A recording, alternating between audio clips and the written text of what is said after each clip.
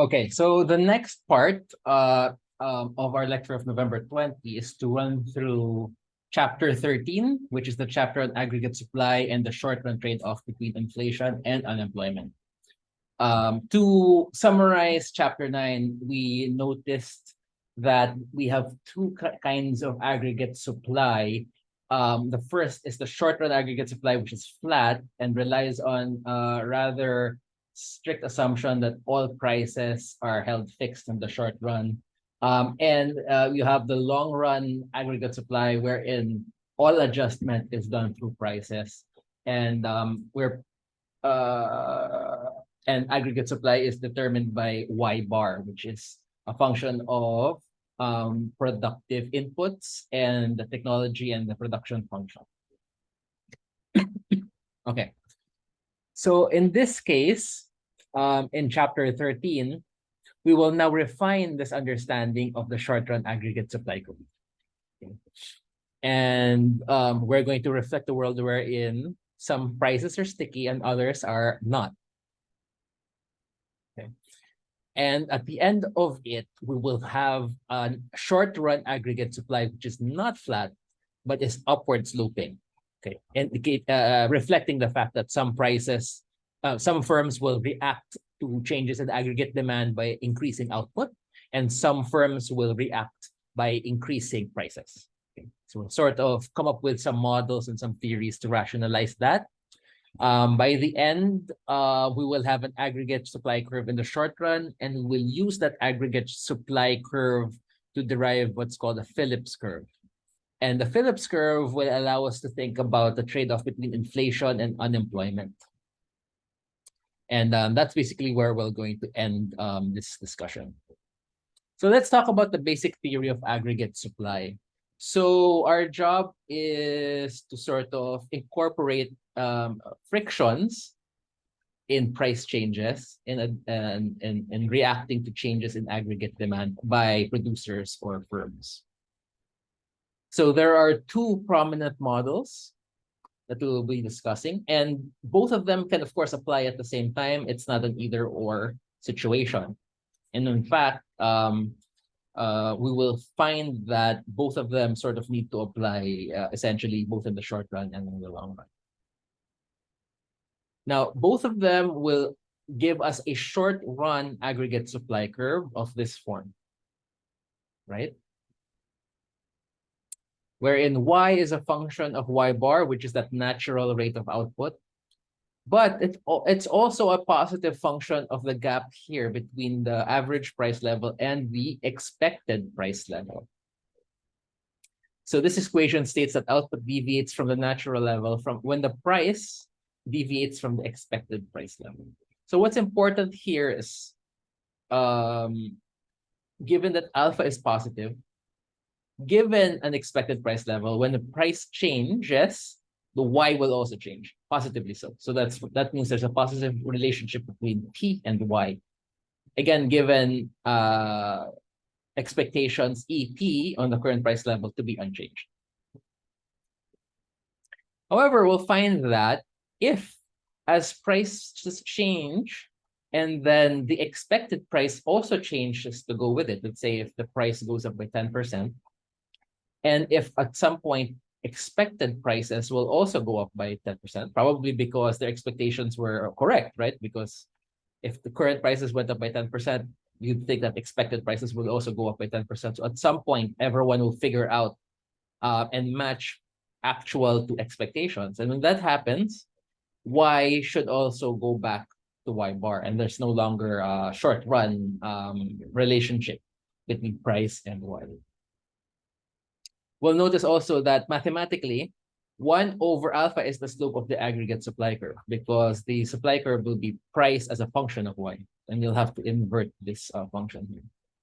So let's talk about the theories themselves. First, you've got the sticky price model. So here you've got the sticky price model that emphasizes that not all firms instantly adjust prices. Sometimes firms are set by long-term contracts and are sticky. Even without formal agreements, firms may hold prices to avoid annoying their customers. Sometimes firms prices are sticky because it's costly to change or alter prices. And sometimes sticky prices can be a reflection of sticky wages. So firms base their prices on the cost of production, wages being a large component of that. So let's think about this in terms of what an individual firm would do, right? So in this case, consider a pricing decision based by a typical firm.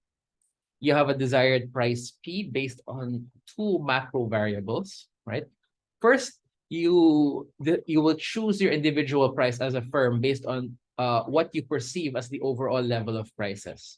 If you think that overall level of prices is high, then that means broadly in the economy, firms' costs are higher in general, and therefore I'd like to charge more myself. Now, it's also a function of Y in that a higher aggregate income, which means a higher demand for my product, and therefore I want to increase P. And therefore, you've got the following individual level price supply function, essentially, right? And that the price I want to charge is a function of Y. So this equation states that the desired price P depends on the overall level of prices, big P, and on the level of aggregate output. Now assume there are two types of firms. Some have flexible prices and they always set their prices according to this equation. So here are the flexible people. So you can find here. Flexible. Would also price according to this equation here.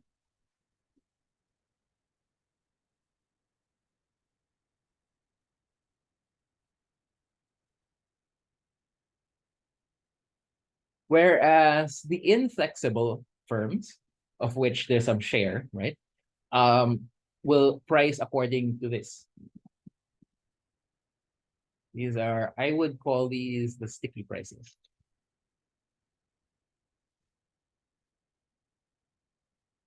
Right?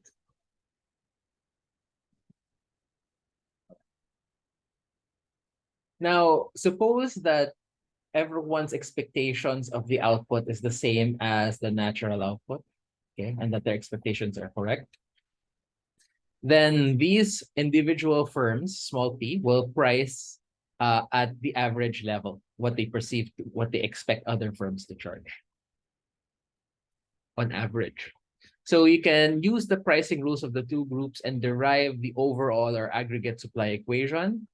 If S is the fraction of firms with sticky and 1 minus S is the flexible, so you multiply this by S and then you multiply this by 1 minus S, and you will get something like this. Okay. Whereas big P, and this bears writing, I suppose, that S times P sticky plus 1 minus S star P flex. Okay. Equals big P. And that's the big P that's here. And this is already practically our aggregate supply curve in the short run. We will further simplify this because you have P on both sides. And when you're done simplifying, you will reach this stage here, which is your short-run aggregate supply curve with price as the dependent variable. So the two terms are explained as follows. When firms expect a high price level, they expect high costs. Those firms that fix prices in advance set their prices high. These high prices cause the other firms to set high prices also. And hence, a high expected price level, EP, lends to a high actual price, P. When output is high, the demand for goods is high. Those firms with flexible prices set their prices high, which leads to a high price level. You can also rearrange it to be this. And this might also be very intuitive, which we already discussed earlier. This one puts the focus on deviations of Y from Y bar, depending on whether price is different from the expected price.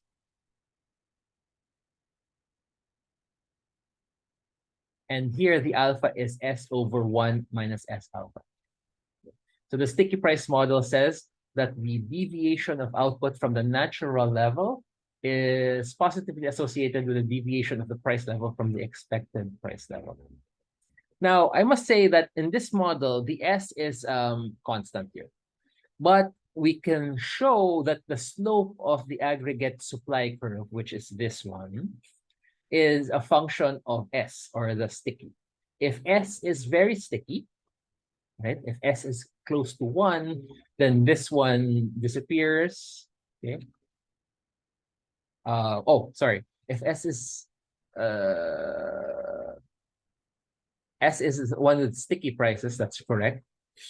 If S is very sticky, we'll find here that S is equal to 1. This is basically zeroed out, and the aggregate supply function will basically be the same as this one, which is the sticky price aggregate supply, because it will be the price level will be equal to the expected price level, which means that if everyone is trying to guess what their own price is, they're going to set the P based on that guess, and therefore the actual price level will be equal to the expected price level when everyone is sort of trying to set their prices in advance. Okay, so here's an alternate theory, which actually should be more like a complementary idea. So in this imperfect information model, we assume that each supplier in the economy produces a single good and consumes many goods. Because the number of goods is large, the suppliers cannot observe all prices at all times, and therefore, because of this imperfect information, they confuse changes in the overall price level with changes in relative prices. So consider a single supplier. They would only change their output if they think that it's a change in relative price, if it's an increase in their price relative to everyone else's. However, if they think that their price, there's a change in demand for their prices, it's actually the same as what everyone else is experiencing, then they will choose not to change their output. Okay?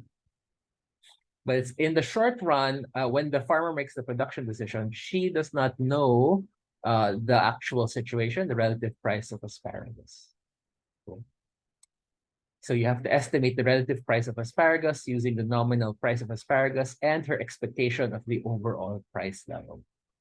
So in the short run, she's basically trying to assess whether the price of asparagus, the price of that particular good, is in fact different from the overall price level.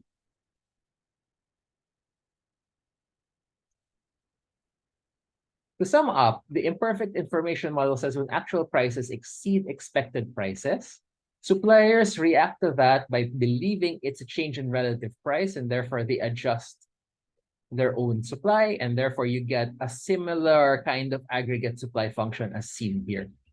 Again, the key is this part, wherein if you have a price that is different from the expected price, then you will get a supply reaction.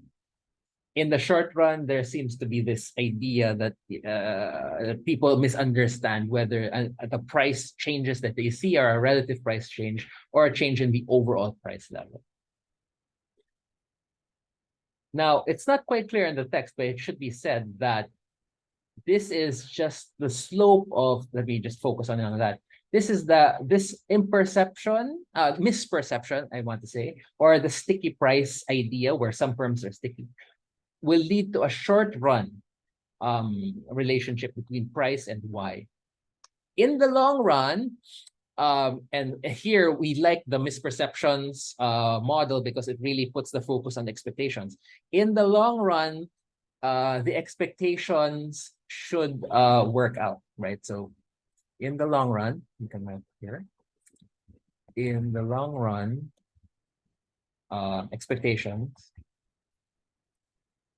should align with reality. Actual prices. So in the long run, that's why you would have a y equals to y bar, because in the long run, price is equal to expected price indeed, and this is zeroed out, and you'd have a vertical supply curve.